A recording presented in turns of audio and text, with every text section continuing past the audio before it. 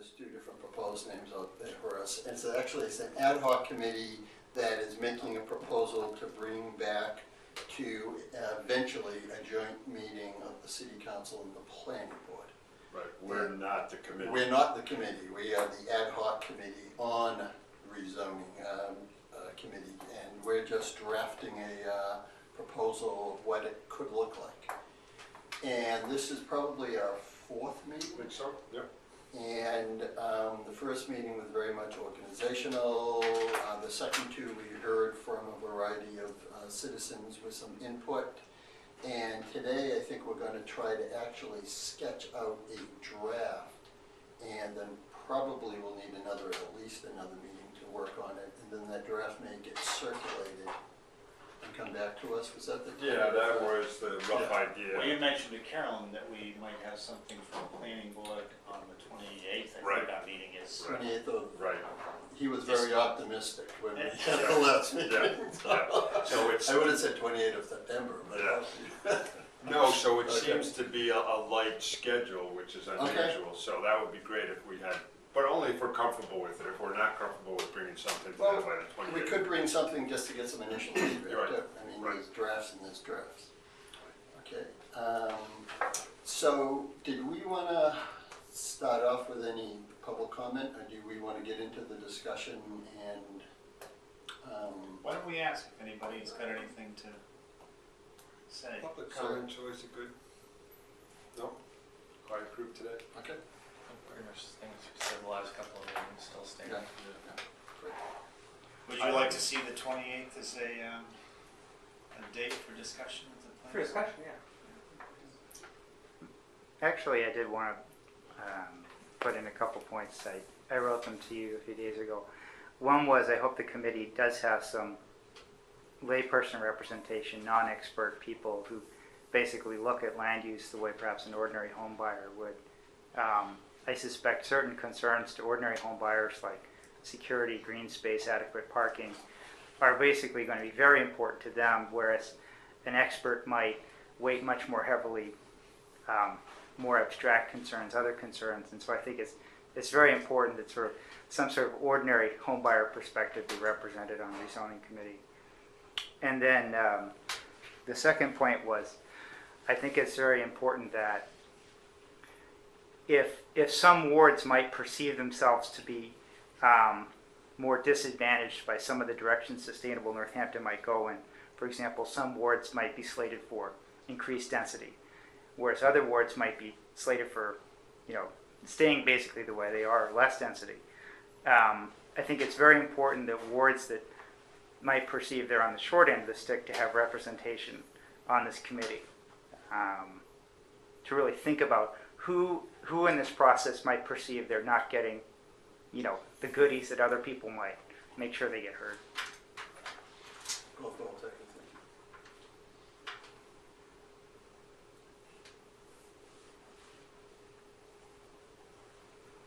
So, at the last meeting, we went over the ordinance that was used to create the Energy and Sustainability Commission. And I brought that one in because that is something that just has recently passed the council in the last couple of months. And and I also have reviewed others just to get sort of like the basic structure of an ordinance creating committees looks like. So I thought that would be a place to start to break it down in some of the blocks, and then we can start sketching out what we could have in there. I'm assuming, and this may change at some point in time, but I'm assuming the way that the direction to go is in fact an ordinance, although this may not be a long-standing committee. This may be a very temporary committee. But there have been temporary committees that have been created by ordinances and then disbanded. They have like a sunset clause in them. So I don't know. Yep. I'm going to ask Wayne, was it your understanding that this would be drafted as an ordinance and go in that direction, or? I guess frankly I assumed it wouldn't be, but I'm not sure it matters. I mean, it there's certainly going to be a consensus of council and planning board, and whether you do it as a consensus or ordinance, I'm not sure really matters. What is the advantage or disadvantage of doing it that way? Well, doing it as an ordinance has a longer process usually. It goes through a number of other committees. So, That's a disadvantage. or an advantage. Depending where you're coming depending on where you are, depending on perspective. Because if it's just doing sort of like a new business item, you know, something or an item on the agenda of the council, or actually would be the planning, if we're not doing it as an ordinance, it probably wouldn't even come to council. Well, the recommendation of Sustainable Northampton was the mayor, city council, and planning board jointly appoint a committee. So whether it's each entity votes independently, whether you do a formal memorandum of agreement, I guess that was the assumption I was thinking about doing, is that all three bodies have to be comfortable with what's out there. Okay. But again, there's no requirement. Well, let's see that open-ended, but I think the structure, we can still borrow from ordinances. I took the liberty of just breaking out the key components of that structure. So maybe what we want to add as one of the pieces is kind of the sunset clause, for lack of a better term. Some process of review that I don't think has been built into any of these. It has been built into some in the past, I believe. The downtown architectural Right. review one had one, and there was some other one that we did recently that had recently in the last 10 years. The other one that I looked at just to kind of brainstorm some of these and bring out some of these was right now the CPA is looking at drafting their own bylaws and kind of the fleshing out. There's already an ordinance in place, but now we're looking at bylaws and procedural rules, so that's a little piece of that also. Hello, David. Hello there. So if we were to start with the establishment purpose, you know, just to kind of draft out a paragraph for that, I have to say that I really do not like writing as a committee, but that's not I think what we can do is maybe sketch out the main points, and then maybe somebody can do the wordsmithing on this and make it smoother, but I really hate the discussion of over words and punctuation and stuff. Does the sustainability plan itself provide a purpose? I thought we had a consensus that it did. Bless you. So what we could do if we're all kind of commit to looking at our email over the next 5 or 7 days, I'd be glad to volunteer to draft a short paragraph on the purpose. And then we could kind of take turns wordsmithing it or editing it. You want to do it that way? Or maybe we could list out some components right now. Well, I think one component would be a reference to the sustainability plan, or whatever the language is in there. And I also think we should reference two things that have come up as sort of like themes. And one is to provide an additional layer of expertise to assist the planning board. And the other is to provide another kind of sort of like established forum for public input. And it seems to me that both of those have been things that we've heard, and that both of those should be represented in the purpose, and I think we really need to try to go that middle line where we do both of those.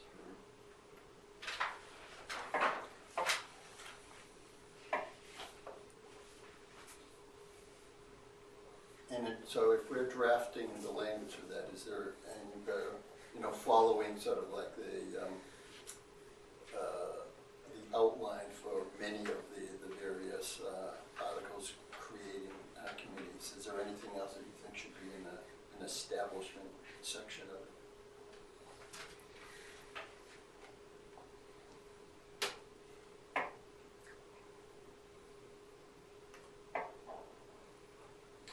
there anything particularly in our charge from the planning board? I don't think so. Not really specific. I think these three were the spirit of it, to help implement the goals of the sustainability plan, you know, in kind of zoning language and protocols.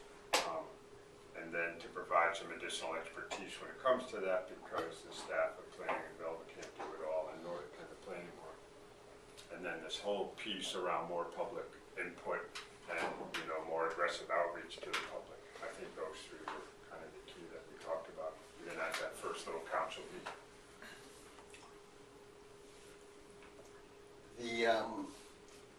If we jump to the next one, which that you have is membership. Here's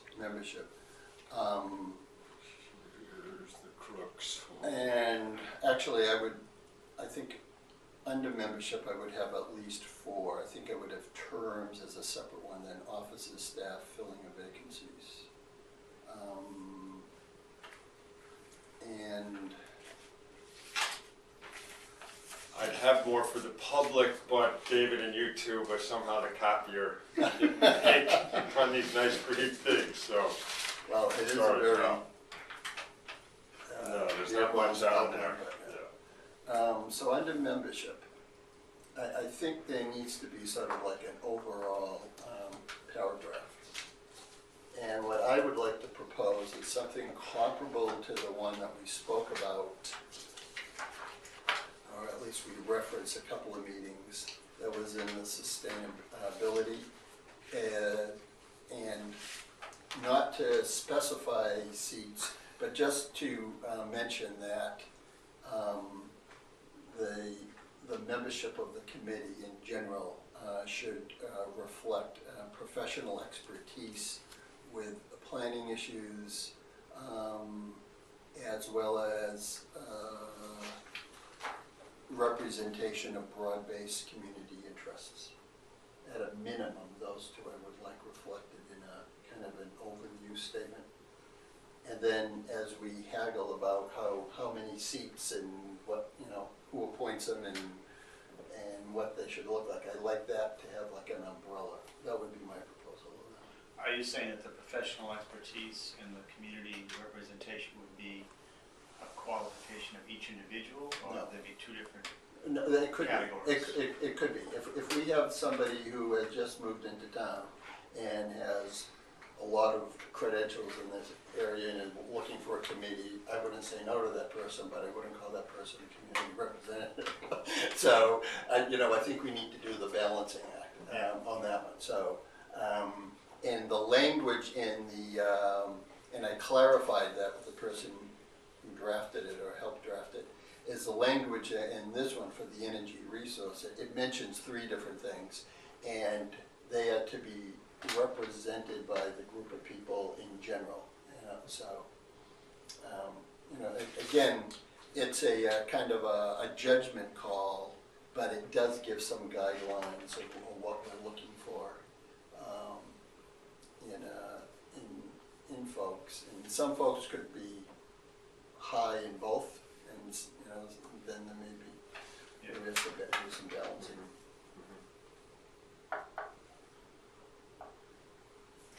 What about the number? What do we decide about the number? We have Talked about Decide 7 what to we're 12 or something like Yeah. that. Yep, we haven't yet. And we didn't get any closer last week when you weren't here. No.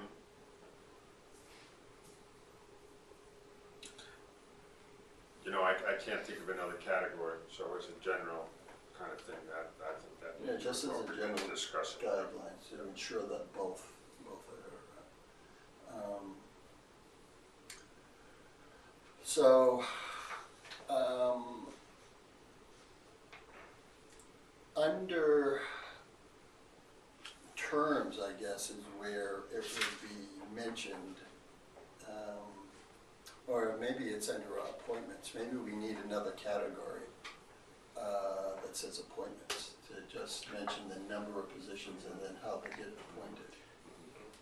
Now, do you envision this as this is more of a task force sort of thing? It's got a job, and it's going to turn in its report, and then it's the planning boards that take from there? Is that a sort of the way I perceived it, that it's gonna make its recommendations, turn them over to the planning board. And then, does it have a purpose beyond that? Well, we had a little bit of that discussion earlier about, in the context of whether or not there should be an ordinance or just, like an item on the agenda of each, the planning board as well as the city council. And I think right now, the thought is that this would be something that has an ending point, and that we probably should write in a sunset clause to it. I don't know if it would be a task force in the sense, most of the task forces I'm on, I hope are very short term.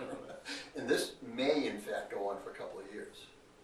I don't know. And I think the other part of the task force, the way I understand it, is that they do then have a final report. Whereas this, I see, there's more ebb and flow of their activities and their recommendations. They may do 3 in the first 4 months, then for 4 months there may be nothing, then 6 months later they may come up with another 3 revisions or something. Yeah, because I do see it as a creature of the planning board, and it serves the planning board where it delivers its recommendations. As long as the planning board still has need for this committee, then it would still exist, but once the planning board says, okay, in our opinion, you've completed your assignment, then it would not. Yeah, but again, I think it has a lot to do with the whole spirit of where the sustainability plan came from too. So if the planning board, those 7 or 9 members may think that the chore is done, but there may be other people who are also invested in the sustainability plan who may think there are other actions that need to be kind of hashed out. Does the planning board want this entity that reports to it to get a life of its own? That would be my concern, that the planning board is the official conduit for all this stuff. We want to create something that, on this issue could rival the planning board, and, because its authority is to recommend to you guys. I think I agree with that. Yeah. Yeah. That you don't want to make it bigger than the planning board, and you don't want to make it get a life of its own, because the focus is back to the planning board as the parent organization. And I think that's going to become evident when we hit powers, duties, and functions. I mean, it really is to work with the planning board. It doesn't have any independent authority or power. And that's why I do think it's important to write in a sunset clause at the end, and that and giving people the opportunity to revisit it, and then they can recraft it if it's appropriate to continue it. But, So I think what started this little conversation was when you start talking about terms and appointments, then it's like limited, somebody from here serves 3 years, somebody from here serves 2 years. Whereas I don't see that language here in the Energy Commission, whereas it is in the Community Preservation Committee is very clear on that. Somebody serves 2 years, somebody serves 3 years, the same with the Planning Board or the Historical Commission. This is a little bit more open-ended, I think. well, you mean in terms of the limit of the term? You're right. Of that But in terms of the appointments itself, in the Energy Commission, it does designate certain representatives and certain seats. Right, just not how long they'll be there. Yeah, because this is ordinance, and this is going to continue theoretically. So I would delete terms from the list and make it appointments, and then what we need to do is identify, at least initially, how many and how they get there, and if they're going to be designated or.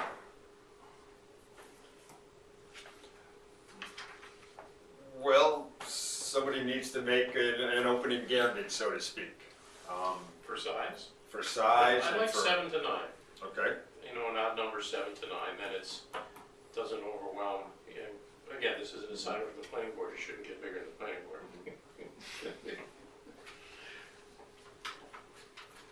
I'd go with 9, just because that gives the opportunity for neighborhood representation as well as people with expertise, which I think is important. Now,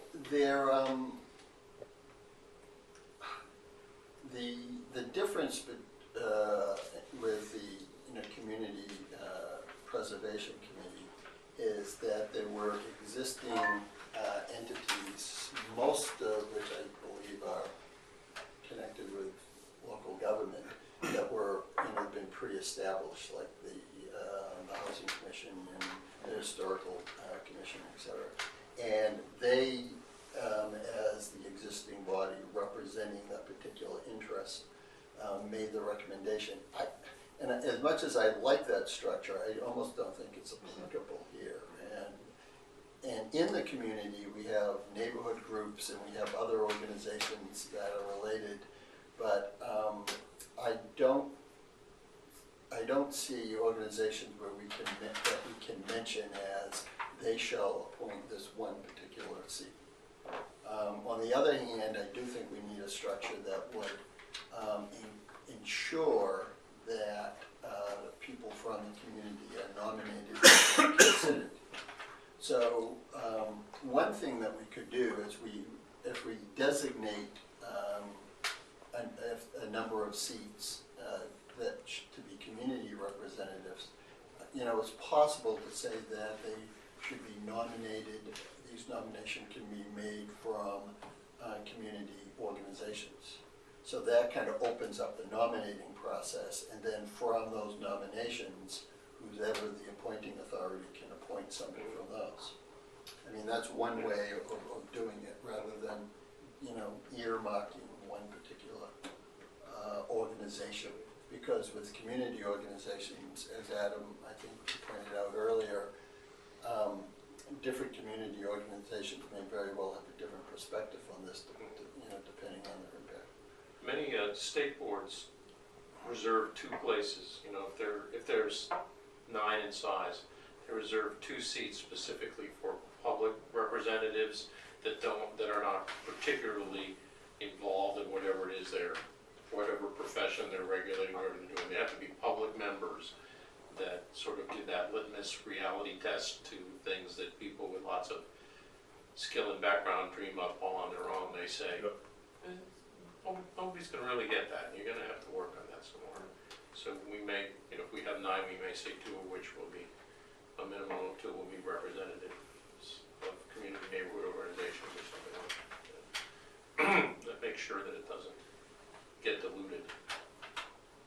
So let's put aside for a minute this idea of the appointing authority. That's another one we have to wrestle with.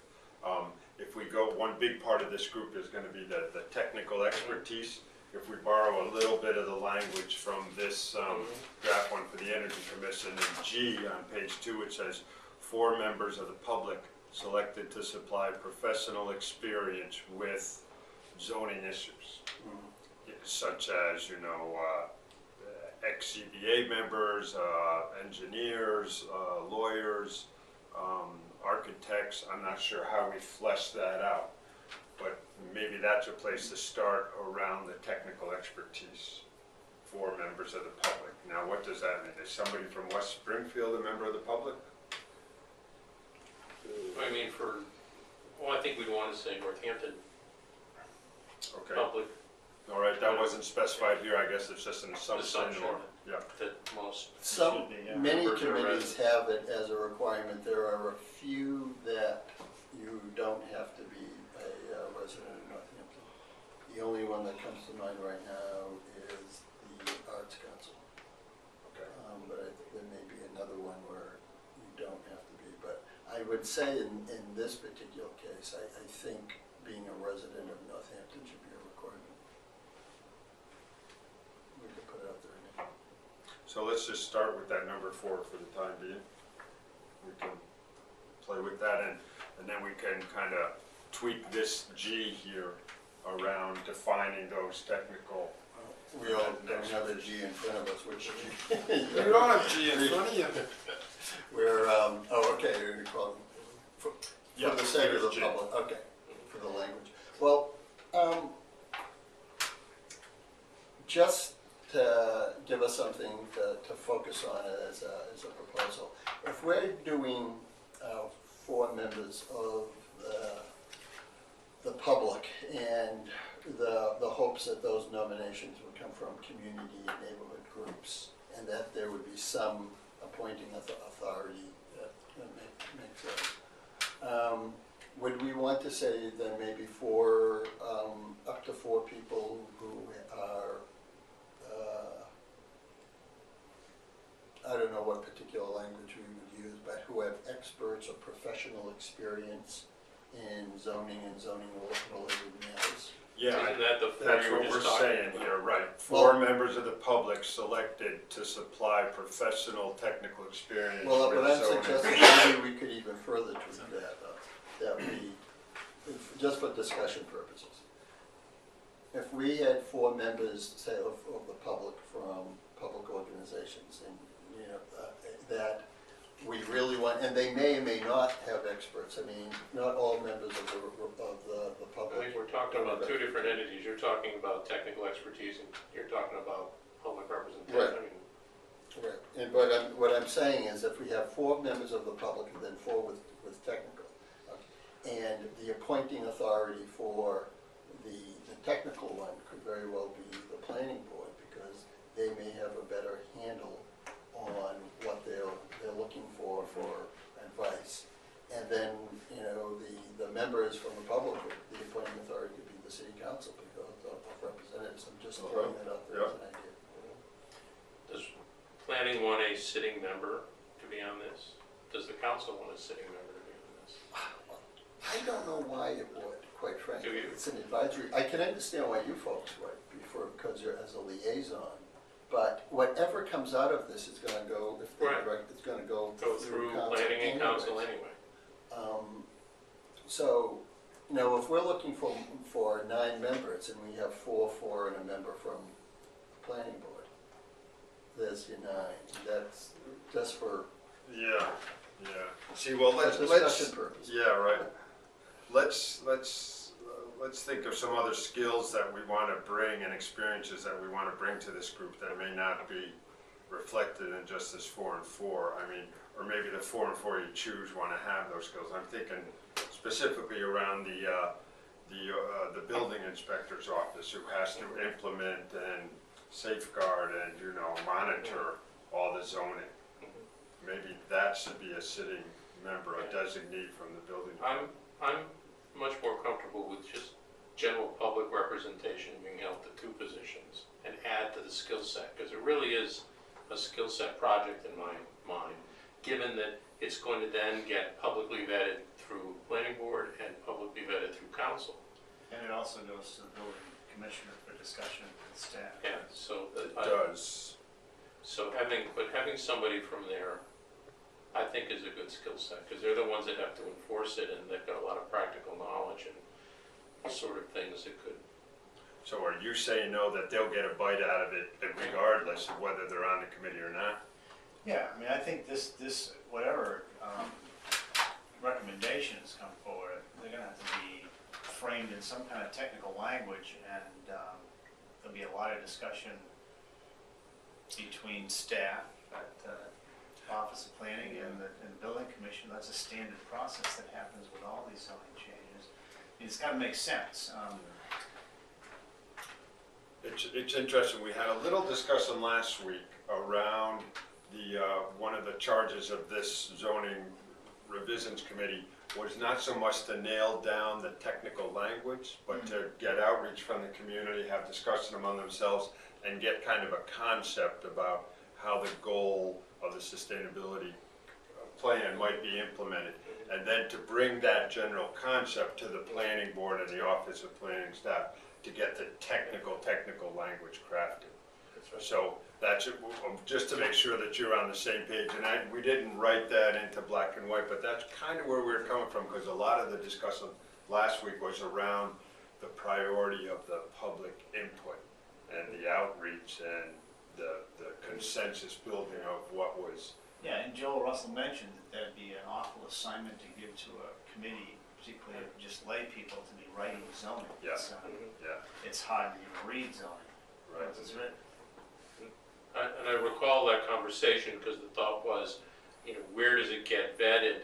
And it gets more threatening if it becomes an ordinance, it probably shouldn't be, nothing should become an ordinance till it hits the planning board, and that's where that should get crafted with staff, that it should be conceptual when it comes in, so that there's that tier of public input for it as it becomes an ordinance, rather than just being crafted by the working group into ordinance form.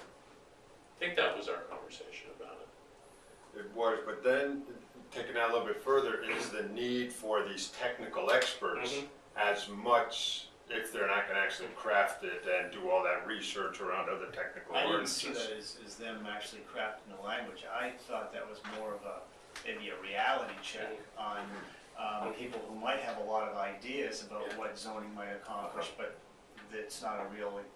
realistic. Okay.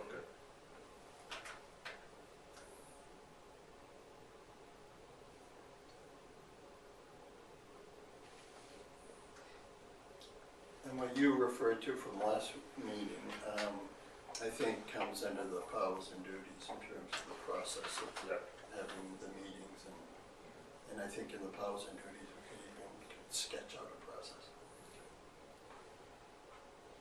So then, again, just if we're starting with 4 members of the public and 4 members of technical experience, are there other areas that we're missing, some kind of background or experience that would be really, so that we would specify in here a designate of this board or that board, or we're just, whoever the appointing authority is gonna have to weigh what are the different experiences of these 4 people. We don't want them all to be cut from the same cloth, whichever. And we did talk about, is there a central appointing authority, or is it diversified a little? Yeah. Maybe public members from council, or, diversifying the appointing authority kind of eliminates the possibility that someone says, oh, so-and-so cooked the committee to start with, and, you want a zoning board member or forming zoning board member, that sort of limits the pool, and if they're the ones that recommend them, some of the zoning boards say they're gonna be a representative. I think the 9th member as a planning board member is a good idea. It emphasizes the close working relationship this group should have with the planning board. And it also helps to coordinate the activities of the two. Yeah. I hope suggesting that doesn't automatically get me stuck in the position of filling.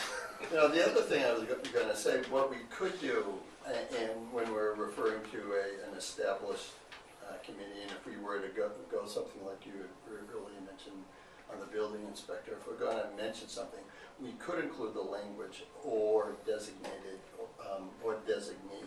So it's conceivable that the planning board could ask a former member That's to true. be their ambassador to serve on the committee and report back. That's a good idea. Only be recognizing time.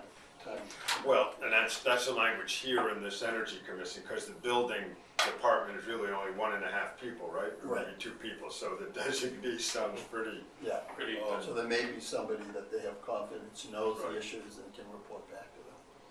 So I am a member of the planning board or a designee.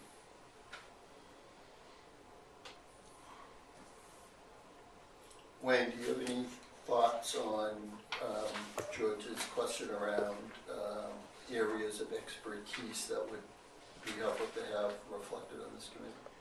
Not so much the expertise, but maybe the community participation.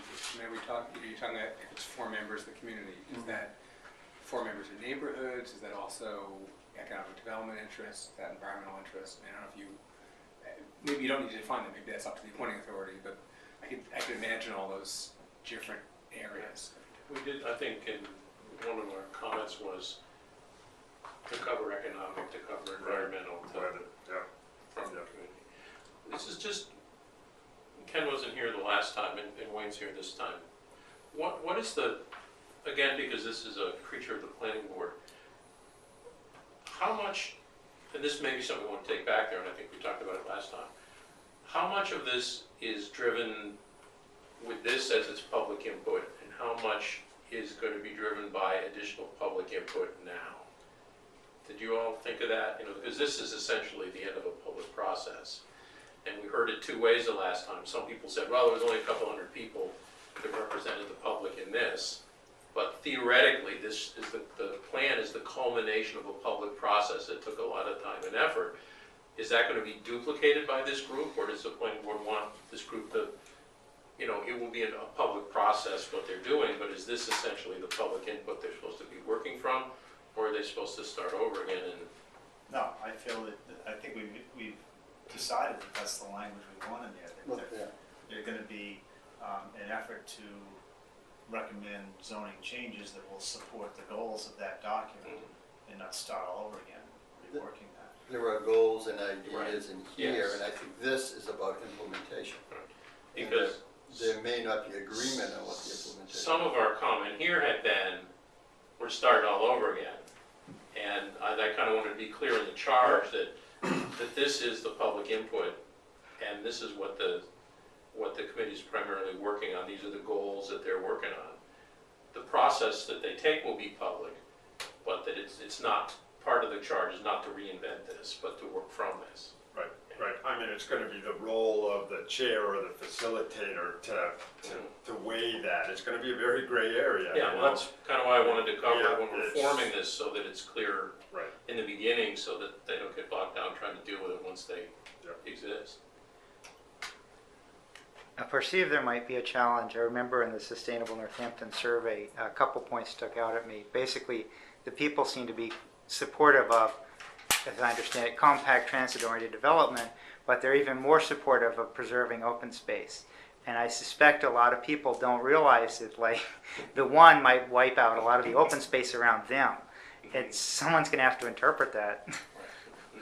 And, you know, that's an excellent point. I think there's a lot of broad goals here that have a lot of endorsement, but when you begin to implement them, sometimes they can be contradictory. They need a sorting out, and that's what I see as But questions like Adam's, is Adam's question to be dealt with by this group, or dealt with by the planning board as a whole, as the overall authority that's gonna turn this into ordinances?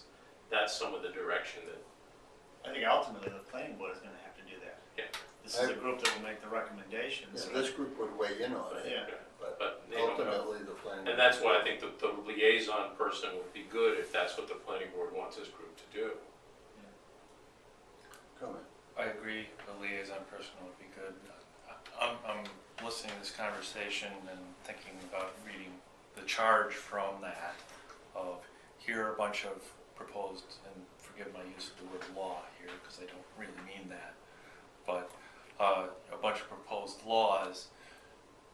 Perhaps the function of this committee is to develop the spirit of the law, and then the planning board and the technical and the planning department will work out the letter of the law. And then, of course, the planning board looks at this as, you know, do we agree this is a law that we want, given this is how we think it's going to be, and does the technical part indeed match that? And then that sort of drives you towards a constituency-based model for the committee representing the planning board, the city, government, And the communities. third piece of that would be the city council would make it law when they enact it as. Of course, But that's Yeah. 2 steps further Yeah. down the road after. Yeah. That, but that's how I envision it. That would happen. And maybe we need to address your point in the very beginning to make sure that's clear in the purpose Because of I could see where, you know, it's implementation. not another crack at everything that's in here, it's an implementation of this with public input, but so that's quite clear from the onset that that's what this group's doing. Ken, last week we had some good discussion about some examples of zoning changes that might happen, say, for example, a reduction in lot size. So, which you can say kind of just in broad general terms might be good for some people and tough for other people. But this group then would develop a couple of models of that and maybe some mapping and some real case scenarios that they would bring to the public and say, this is really what it would look like on Elm Street or on King Street, and then get feedback from the city, so that, I mean, from the public, so that we're not dealing with these kind of broad goals, but really, Well, that's where I rubber think meets the people road. with some technical expertise would come into Yeah. play in this process. A reality check. Right, so, Take some ideas and see, well, what are the implications? But I think one of the things we talked about in that discussion was sometimes to get the community input, you know, if you say we're going to reduce the frontage by 5 feet in URB, if I'm reading that sitting on, and Alex was here, which is why we're talking about Bay State, and he'd said, well, I've been there 25 years and only one new house was built on my street. Well, if somebody's sitting on Riverside Drive and says, oh, look at 5-foot decrease in, I don't even know what my zone is. Well, if they were at a community meeting in their neighborhood and they said, a 5-foot drop in frontage on your street might mean 3 new houses in the next 5 years, then they may have a comment about it because it actually has some impact on them. Right. Versus where if it's an abstract thing in the newspaper, they might not even pay attention to it until people start digging holes down the street from them. And perhaps that kind of outreach is what this group should do to say, hey, you know, in the receiving zones and the sending zones, the input's going to be very different. Is that something planning board's going to do, or is that something you want this group to do when it's forming its I would say recommendation? both. I would But- say we need it in the very beginning when we're getting the input, and then again when there's a proposal on the table. But that's the kind of thing I think that would prompt neighborhood groups to respond if it was realistically displayed to them. Here's what this actually means in Bay State Village and in Ward 3 and out in 6 and 7 where it's going to have the opposite effect. Right. You know, what do you think?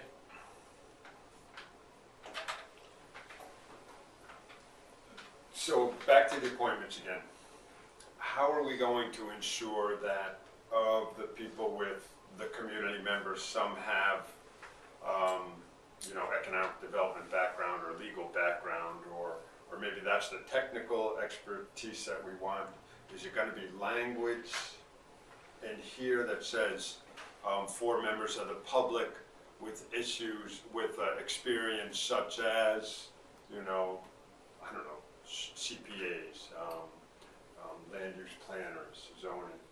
Are we just gonna lay that out in a general sense and then hope that the appointing authority takes that in the spirit as it's intended and make sure that they recruit people like that? and Or appoint say, people? or say a designee from the Conservation Commission and a designee from the Chamber, or, you know, so So that the constituent Right. body's saying, Right. here's Would a you rather- relevant person. Would you Well, rather? that's have another that- way of addressing those two issues that Right. Wayne mentioned, is we could And say, then, and you know, in terms of groups of people that may have an input, I just want to kick out another newly formed organization, and it's the design forum that has formed around bringing in the Notre Dame students, but they have taken on a life of their own. And so I just want to put out that there's a group of people very concerned about design and looking at a broader picture of the city. And so they're not really a community group, but they're definitely a group that was interested in some level of expertise. But we wouldn't name specific groups like that, right? I wouldn't want them excluded from the process of nominating people. Yeah, I would like, what I think we're better off, at least if we include in the nomination process the ability of groups to nominate people. You know, because I think the nomination process is the key to getting the diversity. If we leave it to the appointing authority to go out and get people to nominated, I think it could be narrower. Okay, so then you're talking about building an exhaustive list of community groups. This one, which The to word me is. exhaustive wasn't in my mind. Well, I mean, if you're gonna go to that, which to me is a very time-limited, project-oriented citizen group, it's not a long-standing, I mean. They see themselves as long-standing. you know, you know. Why not just invite people to submit, make out a standard application, they fill it out, and then if a particular group has an individual that they'd like to put forward to make out an application, then that works. Well, considering that there is or there has been in the past some tension around some various issues and proposals. You know, I think it really is a sign of good faith if we took the effort and we sent out, an announcement that we're seeking applications to, and if we sent them out to the neighborhood organizations and other organizations that we know have, it was mentioned earlier, the chamber. Well, I have yet to hear of somebody complain about us sending something out to the chamber. But when we talk about neighborhood groups, it's a little bit different. People say, well, that sounds exhaustive. So I think in fairness, we have to, let's take the little bit of effort that it takes, let people know that. Because if we just announce it at a council meeting or a planning board meeting, I don't know how much the word gets out. Well, Michael, you just jumped to a whole nother situation. Do you want to list in the language of the ordinance, of the proposed ordinance in Northampton Design Committee?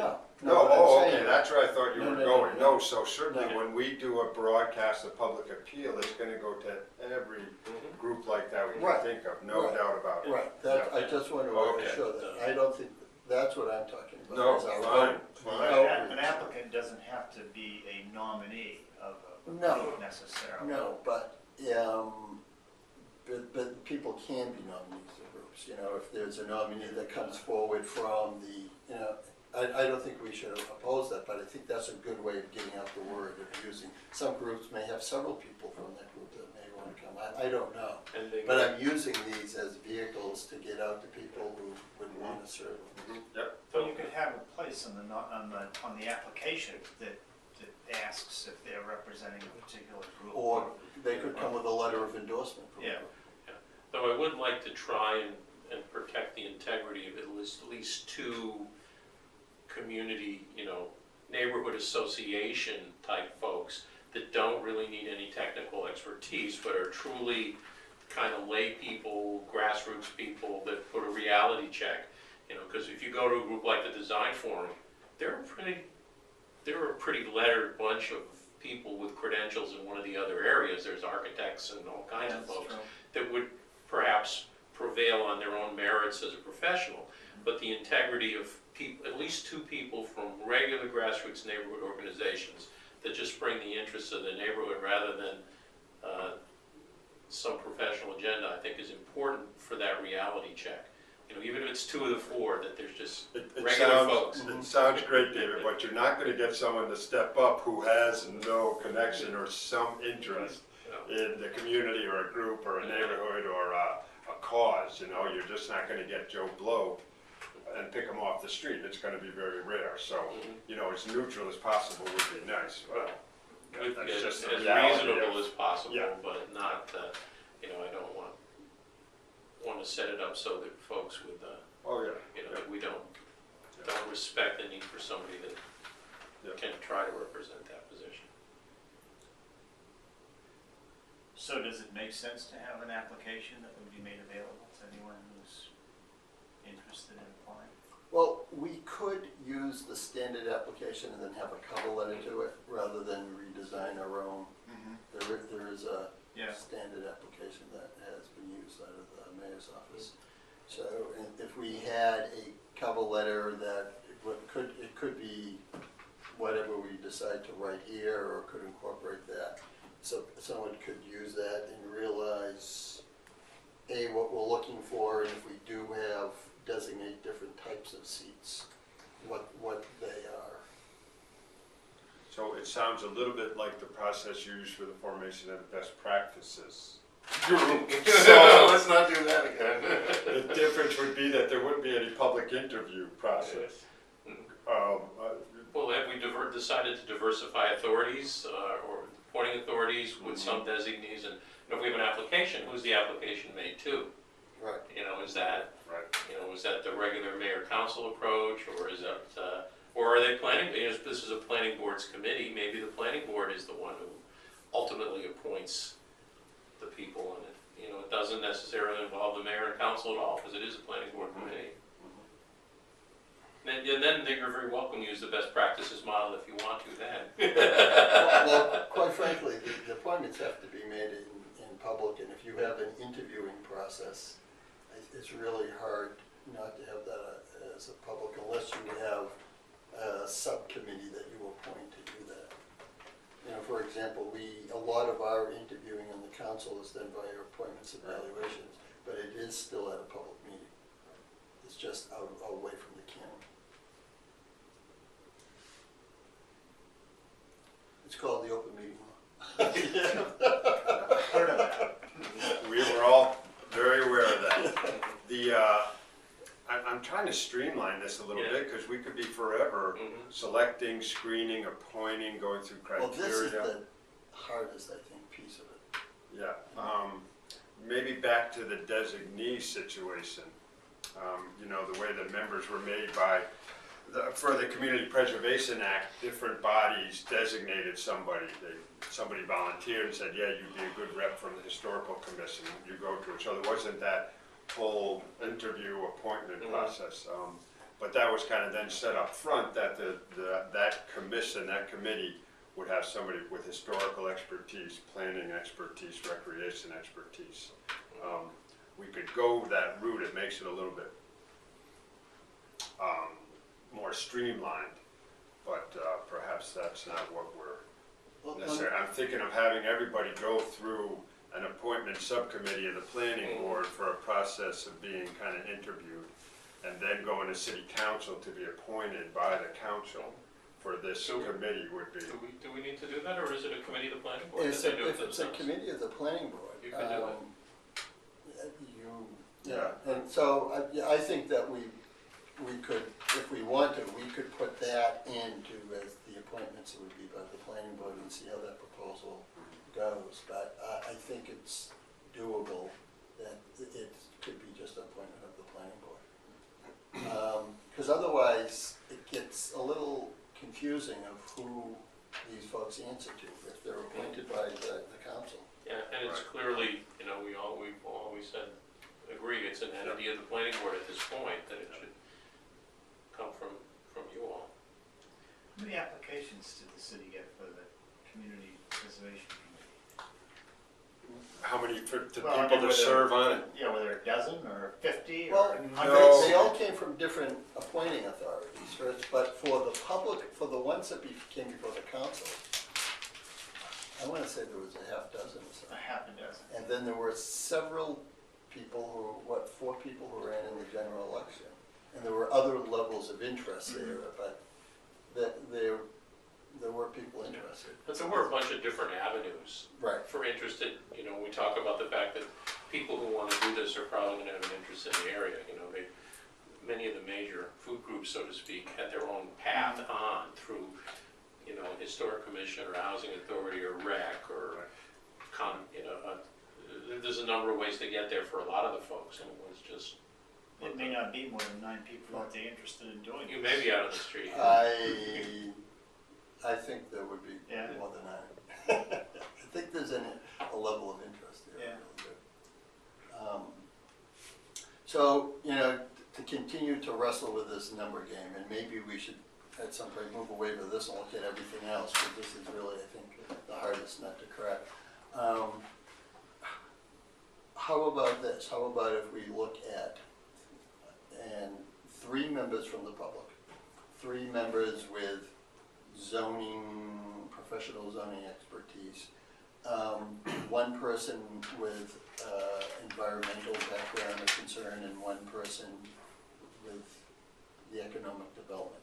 And I'm borrowing from Wayne from the 2 areas that he signified. So decrease each of the other areas to 3, and then 1 member of the planning board or a designee.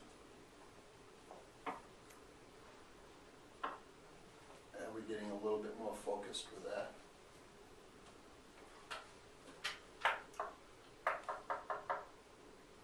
And So again, you said 3 technical, 3 public, 1 economic development, 1 environmental? at least 1.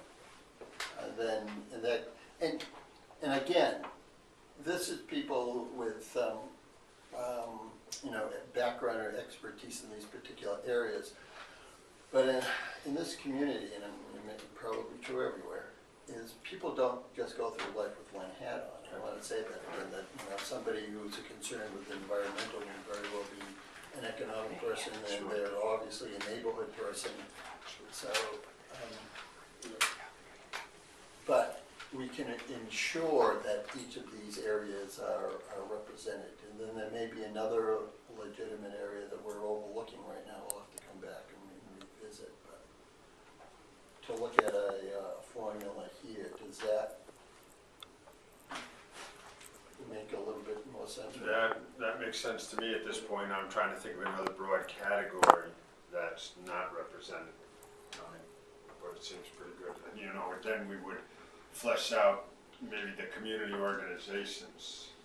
What kind of examples would that be, so we could get a variety of organizations, and the same thing with the technical expertise.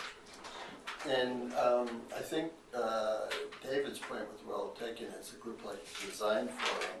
They could very easily be a group that would make some suggestions or nominations to the planning board, because they have people are coming forward to that group as a result of what they're doing with expertise who live in the community that may or may not be known to the planning board.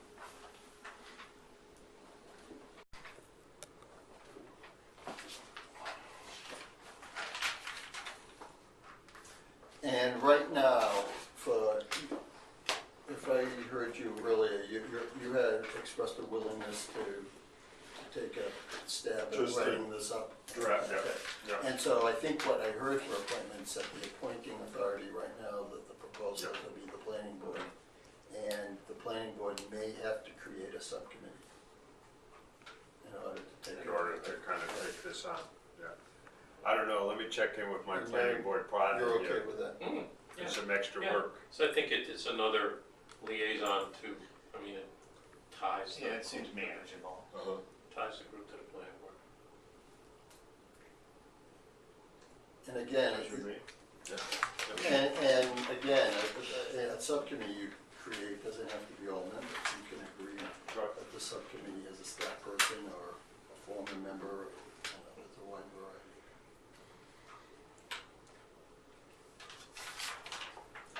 When we're talking about people with expertise in the community, would you say that a former planning board member qualifies as having expertise? Depends on the individual. If they stayed awake at the meeting, maybe. Yeah. Because there may be former members who would come forward. I would think that would be one example of someone with technical expertise. Former member of the ZBA would be another. What else would be technical? Because if you look at it from that point of view, right, Yeah. the pool light. Okay, where are we on our little menu they gave us here? Well, you got offices, and typically, I think in most of these, it said the committee shall, at its first meeting, designate a chair, and I would say an assistant chair.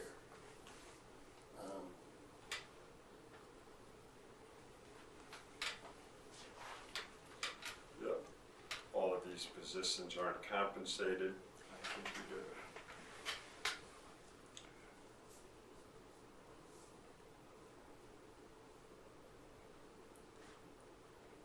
That's standard boilerplate average, I think it is. And then it has staff. I don't know if there was a, He's not paying any attention to that one. I'm listening. Is it the staff? would there be staffing to this committee? Professional staffing, absolutely. Mittens could be more of a challenge. The what? Doing mittens, finding clerical staff could be more of a challenge. Okay. And So you say you commit somebody to attend the meeting and give technical input if needed, but it'd be up to the committee to get minutes done and agendas written and that sort of thing. Well, agendas are easy. It's the minutes that are more time-consuming piece. We have to figure that out. I'm sure. And another example, when we've talked a little bit about tweaking the maps and whatnot with the GIS system. Oh, we'd have to for- do that, yeah. And so this committee would make a request to the staff to provide something like that. Yeah, for we'll a make sure it's public not a meeting. blank check. Yeah. To the extent that we have the data, I mean, using the example David gave before of if a zoning change came and you want to know how many new homes were there, there's some things, I mean, use that as an example. Yeah. If there's a piece of property with no homes on it, it's easy for me to say the zoning, and to give my JS guy the rules, if the zone change happens, how many new homes could there occur? Yeah. The challenge is homes are often in convenient places. So if a property doesn't have frontage for 2 homes, the house might be right in the middle and you can't divide it up. And that's just a really hard assessment to do. So we did this, one of the councilors asked us to do it when we went through the whole thing of increasing lot size for water supply protection. And we had to give numbers for how big it would be. We could do that assessment and we had to say, there's a lot of unknowns, here are the assumptions. So the answer is we can do that kind of maps as long as you understand we're doing lots of assumptions would be in the public eye if people challenge. Right. So Okay. it wouldn't be a door-to-door survey, which I would really get it totally right. Yeah. I guess I'm saying.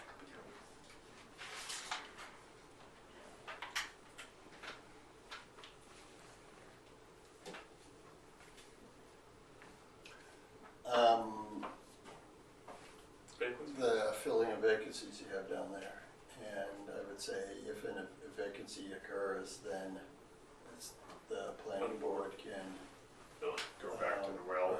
Yep. fill it with a person who represents the constituencies or the interests that that person resigned or left represented, so. But I would say the power of that would be with the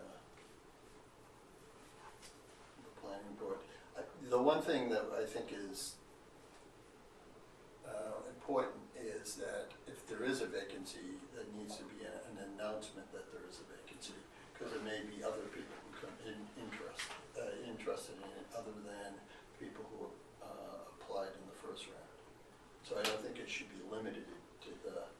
Yeah, I think we talked earlier about creating and building and continually to add on to a listserv or a mailing list, and that would be the way then to get out that into all the city groups and.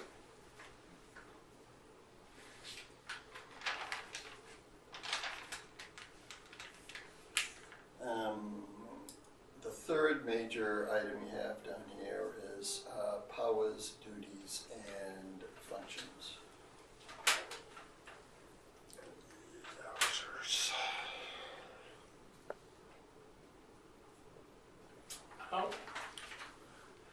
How much, Just all the energy commission. how much does the planning board want to charge the group with initially? Go through the whole ordinance and deal with all of the sections of it, deal with portions of it in In the plan. the plan, yeah. Portions of it, I mean, some of that would come from the planning board as to just, do you want to go at the whole thing all at once, or do you want to tier pieces of it to this group to work on, or? I think I'd leave it up to the committee to figure out how they want to approach it. And if they want input, they can, with the planning board liaison person, could get some feedback from us. Because the suggestions cross all sorts of, Right. it's very apostolic plan, and Yeah. how do they pick away at it? Yeah, well, there are pieces of the sustainability plan around, say, recreation or education that They really zoning isn't gonna touch, but we would hope, I think we've talked a little bit about that, we would hope, would start with their internal discussions within that committee, some public input, and then maybe a list of priorities, some kind of tier 1, tier 2, tier 3 that they're going to address, in that kind of time. So they develop it and then run it by the planning board Yeah. and make sure they're on track and they go down. That's certainly one way to do it, yep, that there's gonna be that kind of check-in with that liaison to the planning board. And So their first responsibility, or one of their first responsibilities, would be to review the zoning recommendations in the sustainability plan. the ones that are in the back, the contentious ones that are in the back? I would say wherever they are. Wherever. Yes. I mean, because they're not being charged with reviewing the No. recommendation for the arts community. No. for example. And So- they're not taking the existing zoning regulations, that Going off booklet, on their and own. looking at that, Right. and then saying, we gotta change this, and that, right, they're starting with the plan. I think that's a good place for anybody to start. with Right. that. So that should be one of their duties, is to review, to the recommendations. And then, because I'm teasing out what David was saying, and then it seems to me, the next step would, for them to propose, whether it's a tier system or a timeline, but to propose to the planning board a strategy for examining and making recommendations. So they may want to pick out their top priorities or.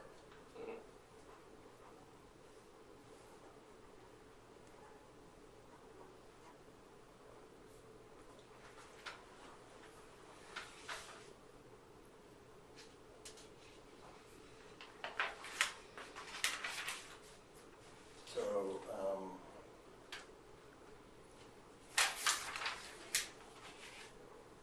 are we being specific enough for you to I think sketch so. out a, Well, yeah, that's a good Yeah. level of specificity right there, yeah. And then they come to you, and then you, Mhm. everybody Kind of concurs, bless and then they that. go back to work. Yeah. Wayne? Can I ask a question? I'm not sure the answer, but I understand the appeal of having an overall comprehensive view, which you're talking about, which makes sense.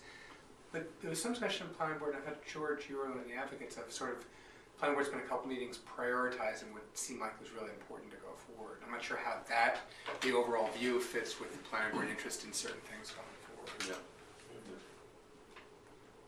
So that's right, I think when we said here they're gonna have a strategy, whether it's gonna be a timeline or a tier system of priorities, I think we'll certainly, and I would think their take from the public input early on and just what they know about the sustainability is to come up with some priorities. There's a number of things that are also priorities that are really housekeeping affairs that we talked about that the planning board might deal with without this new committee. Those things have to be teased out a little bit too, and it has to be a two-way street around communication. That the zoning revisions committee doesn't need to touch everything, every little ordinance tweak that the planning board and city council may do. But there are some priorities that really need a larger consensus from the city, and those are the ones that this board will be working on, I think. And that's gonna take a little while to figure out exactly where that dividing line is, because it's gonna be a gray area sometimes. I'm concerned, we've already had quite a few permit hearings, and some members of the committee are talking about the sustainability plan and how it impacts decisions by the planning board members or directions. So I don't think this committee is, as a body, gonna weigh in on these permitting applications. That's not their purview, really. No, to that's do. why the chain of command, Right. they're an element of you folks is Right. important, so that stays Right. clear Discrete. with ongoing permitting.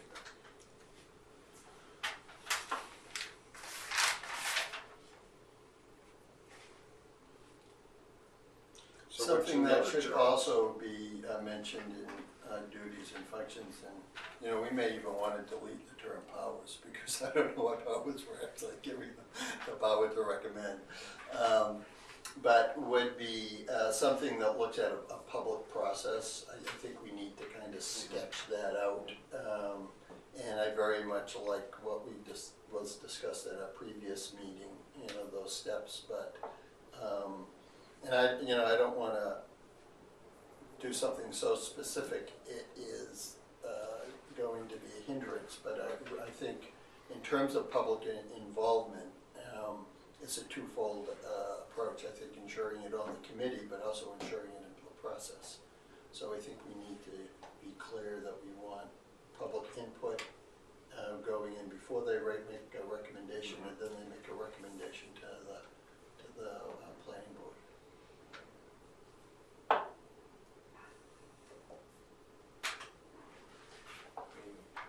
Not that it needs to be said, but it probably wouldn't hurt to say that they have to conform with the requirements of the open meeting law all the time. I mean, they'll be a public body, but they do need to do that. That's worth mentioning. Yeah, just to cover that base. Did you solicitor wants to see that, I for also see sure. that.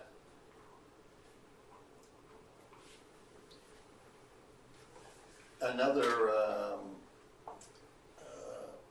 this may be a power, it's something that we often give to committees, is letting them form subcommittees Mhm. as needed, and those subcommittees don't have to be, oftentimes they don't have to be limited to members, and that's where you can get some more community involvement.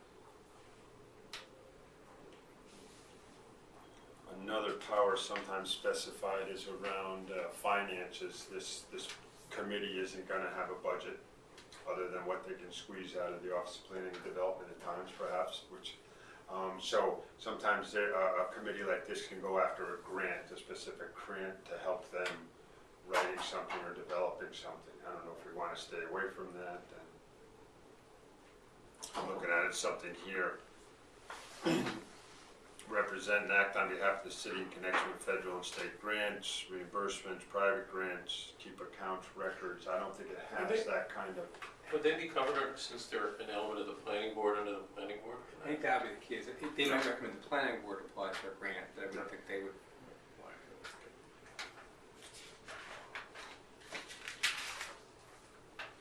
It's getting close to 6:15. Yeah, I've gotta get out of here Yeah. very shortly. Well, I think again, this is a rough draft that we're going to go over at another meeting, and then to prepare you for your date on the 28th. Yeah, that early is the 28th. Yeah. So, if we just jump down to the next quorum should be a majority of the committee. I imagine. Nothing.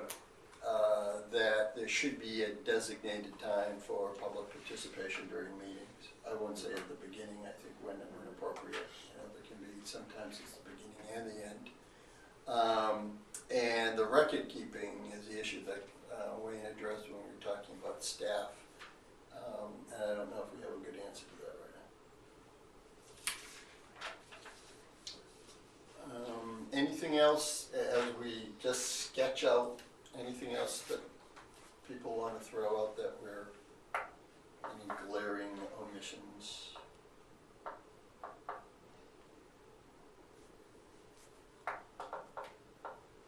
No, We gotta set another meeting date? that'd be good. And that's what I wanted to do before you left. So, Actually, can I point something out? Yeah. I hate to put you guys in reverse if this does, I'm apologetic, but I thought that in the wording that members of this committee would be picked by the planning board, city council, and mayor.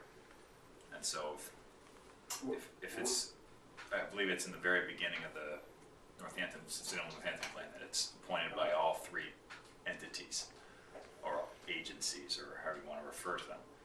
So you might want to have some process, even if the planning board does most of the work, you might want to have some affirmative process that incorporates the city council and the mayor in that.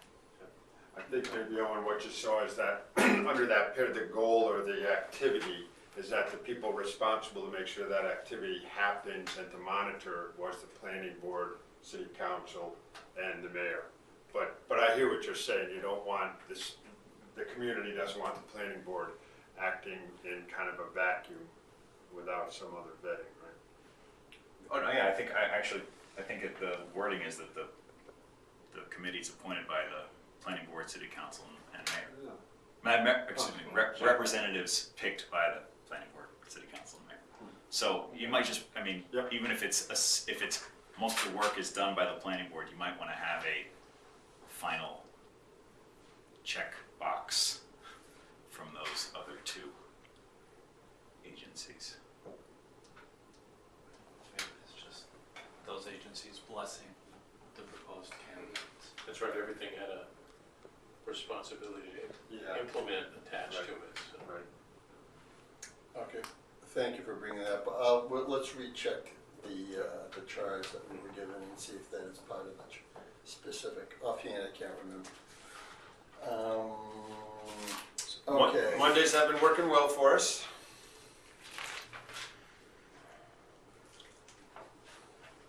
Tuesdays are also good. Ken, you have your planner or calendar, you know what I'm Next here? 2 Mondays are okay. We don't have another meeting today. No. No.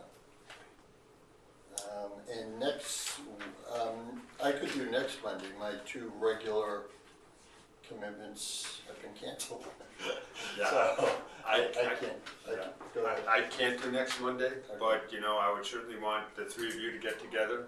If I was able to put together some kind of draft and give it to you, I think that would be appropriate, but I can't make it next Monday. I gotta Well, you be say honest. Tuesday is okay? The following Tuesday, the 19th, but I'm away Monday, Tuesday, and Wednesday of next week, unfortunately. And Monday the next week. I can do the 11th at 5 o'clock, I could do that. Well, that's unfortunate. But That's I know, I yeah, hear, Yeah, but if you, Sure. if you don't mind sure, missing it. not at all. No, if you 3 want to go ahead on Monday, the 11th, at 5 o'clock, we'll reserve this room again. Okay. You feel? Okay. I don't know.